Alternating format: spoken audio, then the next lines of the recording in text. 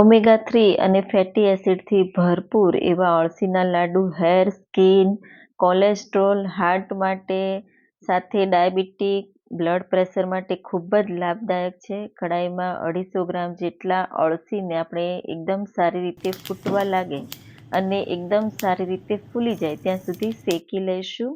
એ જ કડાઈમાં અડધો કપ જેટલું કોપરાનું છીણ શેકી લઈશું. શેકાઈ જાય એટલે એક પ્લેટમાં કાઢી લઈશું.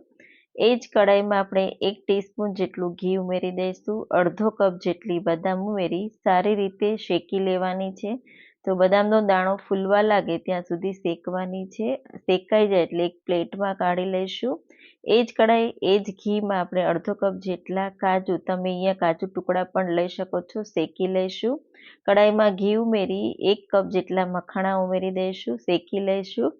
અળસી ઠંડી થાય એટલે અધકચરો પાવડર રેડી કરી એક બાઉલમાં કાઢી લઈશું.